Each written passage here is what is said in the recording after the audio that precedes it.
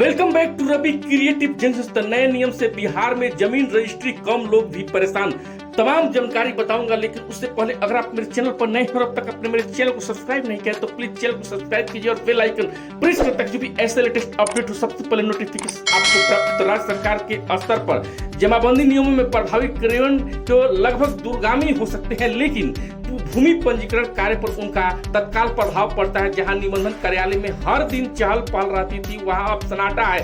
कातिब रोज आते हैं, लेकिन उनके पास करने के लिए कुछ नहीं है। कार्यालय के कर्मचारी भी काम के अभाव में बैठे आसपास की दुकानों में अब बंद होने की कगार पर है। जहां पर एक दिन में करीब 200 रजिस्ट्रेशन होता था, अब वही 15 से बढ़कर 20 रजिस्ट्रेशन होने की बात कही जा रही है। ऐसा करीब एक महीने से चल रहा है। हालांकि प्रशासनिक स्तर पर प्रयास किए जा रहे हैं, लेकिन असर अभी तक जो है नहीं दिख रहा है। इस नियम को लागू होने के बाद अक्सर जमीन को लेकर होने वाली विवाद खत्म हो जाएंगे। अब कोई भी व्यक्ति किसी भी जमीन की रजिस्ट्री नहीं कर सकेगा। पहले उनके नाम पर नहीं बल्कि उनके हिस्से में उपलब्ध जमीन आसानी से बिक जाती थी। इस नियम के तहत एक ही जमीन को कई लोगों ने कई बार बेच दिया। ऐसा भूमि विवाद बढ़ते जा रहे थे। जोन स्तर पर साप्ताहिक भूमि विवाद होते हुए इसके अलावा अदालत में भूमि विवादों को बोझ बढ़ता जा रहा है। नए नियमों के बाद जो है भूमि विवाद कम हो जाएंगे। केवल उसी व्यक्ति को दी जा सकती है जिसके नाम पर जमा राशि स्थापित की जाएगी। ऐसा नहीं कि पुरखों के नाम पर जमीन जमा है और आप किसी को पावर ऑफ अटॉर्नी दे और नियम के तहत अगर पावर ऑफ अटॉर्नी ली गई है तो जिसके पास पावर है वो व्यक्ति जमीन या संपत्ति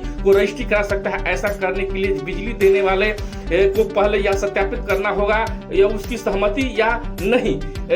भूस्वामी जिसके पास जो है जमीन है लेकिन उसके नाम पर कोई जमा राशि नहीं है, पूर्वजों के नाम पर जमा राशि जारी। इस जमीन पर वर्षों से लोग खेती करके या आपस में बांटकर जीवन यापन करते रहे। अब सभी भूस्वामियों को वंशाली प्रमाण पत्र प्रस्तुत करना होगा। आवश्यक के साथ सभी सहमति से कार्यक्रम का बंटवारा करना जोनल अधिकारी को सौंपना होगा। संतुष्ट होने पर ही अंचल अधिकारी संबंधित भूमि को जमाबंदी कार्रवाई कर सकेंगे। तो ये जानकारी कैसा लगा कमेंट करके जरूर बताएं। ऐसे रिलेटेड जानकारी के लिए अपने चैनल को सब्सक्राइब कीजिए। जय हिंद, जय बिहार।